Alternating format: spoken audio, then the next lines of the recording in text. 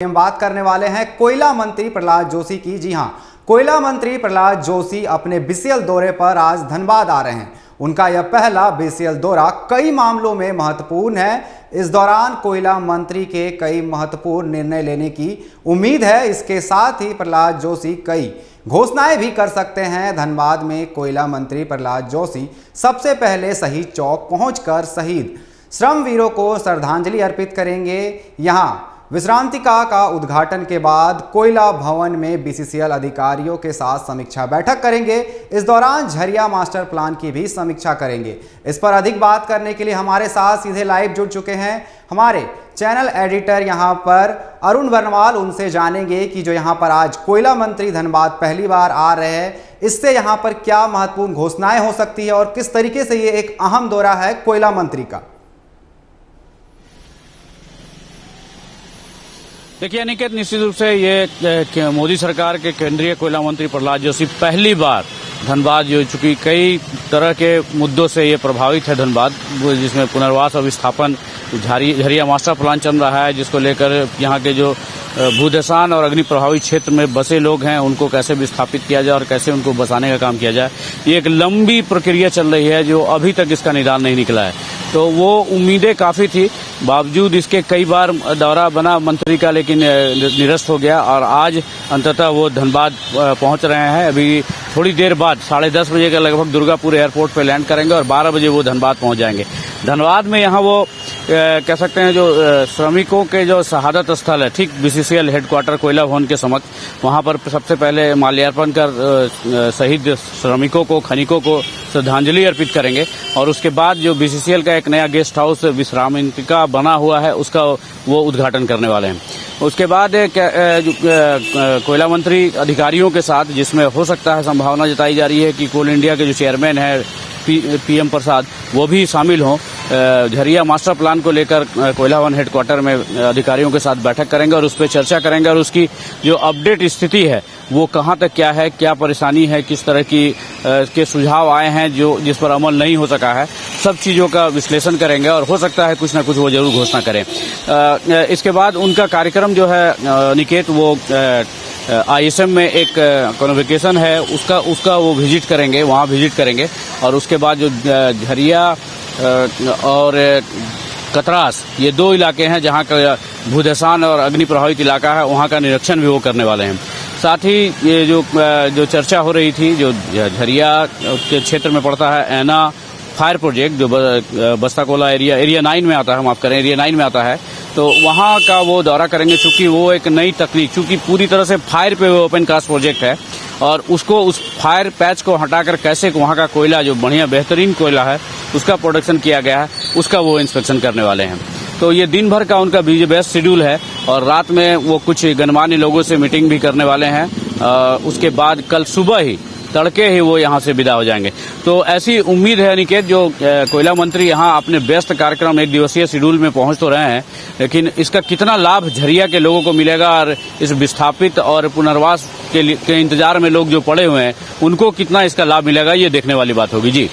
सबसे बड़ी बात यहाँ पर पुनर्वास की हो रही है। बेलगड़िया जो यहाँ पर जो पुनर्वासियों के लिए वहाँ पर प्रोजेक्ट बनाया गया है, क्वार्टर बनाए गए हैं, लेकिन वहाँ पर जो झरियावासी है वो जाते नहीं दिख रहे हैं। तो क्या इस पर कुछ अहम फैसला लिया जा सकता है, जिस तरीके से पुनर्वास को लेकर के यहाँ बात चल रहा है, क्योंकि काफी लंबे समय से पुनर्वास को लेकर के बात चल रहा है, तो इस पर क्या कुछ अहम घोषणाएं हो सकती है?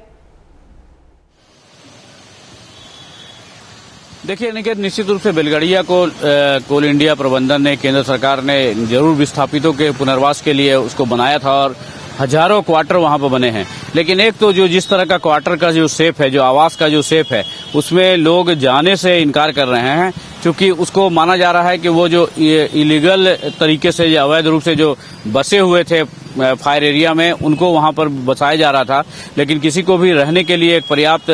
2 कमरे चाहिए, चूंकि परिवार है, सबका व्यवस्थित तरीके से रहे। पहला तो ये, दूसरा उनका रोजी रोजगार का साधन उपलब्ध कराना निहायत जरूरी है और ये उनके पास, चूंकि डेली कमाने खाने वाले लोग हैं, तो वहां से झरिया या धनबाद आकर अपने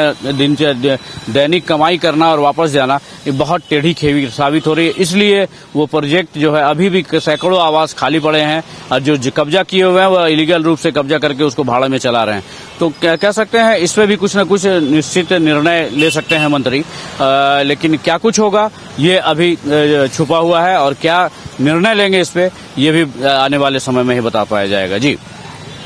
यहाँ पर निकल कर आती है, जैसा कि आपने बताया कि यहाँ पर कोयला मंत्री कतरास, बांसजोड़ा, कई अग्नि प्रभावित क्षेत्रों का दौरा करेंगे, लेकिन वहां पर जो विस्थापित है, जिनकी जमीनें गई है, उनको अभी तक मुआवजा नहीं दिया गया, जिस कारण से कई ऐसे परिवार हैं जो वहां पर अभी अपना जमीन छोड़कर नहीं जाना चाहते हैं। तो इस पर क्या कुछ घोषणाएं हो सकती है, इस पर कोयला मंत्री का कुछ एक्शन ले सकते हैं, क्योंकि तमाम जो ये मुद्दे हैं लगातार उठ रही है जो कोयला प्रभावित क्षेत्र है उसको लेकर के। तो क्या कुछ महत्वपूर्ण घोषणाएं हो सकती है इसको लेकर के?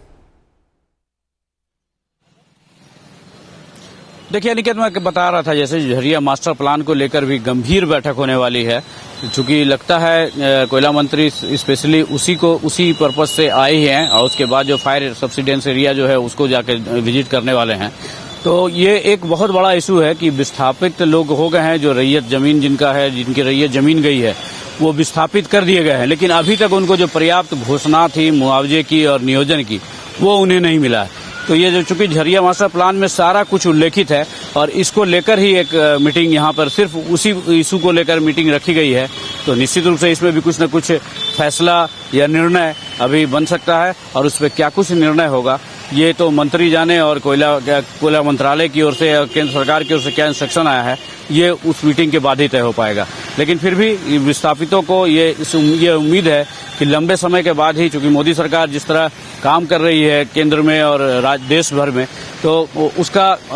यहाँ भी उसका असर कोयला मंत्रालय के माध्यम से देखने को मिलेगा। इस आशा से लोग इंतजार कर रहे हैं कि कोयला मंत्री उन्हें कुछ सुखद घोषणाओं से निश्चित रूप से अवगत कराएंगे। जी, साफ तौर पर कह सकते हैं कि लोगों का इंतजार है कि किस तरीके से यहाँ पर कोयला मंत्री आए और कुछ महत्वपूर्ण यहाँ पर कुछ निकल कर सामने आए, उनके हक में कुछ निकल के आए। तो लोग उम्मीद लगा रहे हैं, जो झरिया वासी है, कोयलांचल वासी है, उम्मीद लगा रही हैं कि जो प्रभावित है यहाँ पर कोयला क्षेत्र से, उनको उम्मीद है कोयला मंत्री से कि उनके हक में कुछ फैसला आए। तो क्या कुछ आज निकल कर सामने आ सकता है? देखिए अनिकेत, मैं बार बार वही बात दोहरा रहा हूं, चूंकि अभी झरिया मास्टर प्लान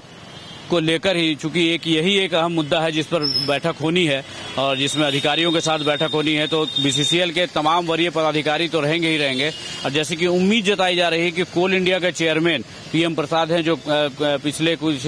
1-2 साल पहले धनबाद बीसीसीएल को भी संभाल चुके हैं, वो भी भली भांति अवगत है इस बीसीसीएल की भौगोलिक स्थिति से और कंपनी के जो हालात हैं और पुनर्वास और विस्थापित का जो इशू है उसको लेकर। तो ये इस बैठक को लेकर, जैसा मैंने बताया, विस्थापितों और पुनर्वास लोगों को काफी कुछ उम्मीद है कि मोदी सरकार के ये कोयला मंत्री बहुत ही ऊर्जावान है और काम करने वाले हैं, तो उसका फायदा इन्हें जरूर मिलेगा, और निश्चित रूप से उनके हक में कुछ न कुछ जरूर इस बार घोषणाएं की जाएगी और फैसला होगा। जी,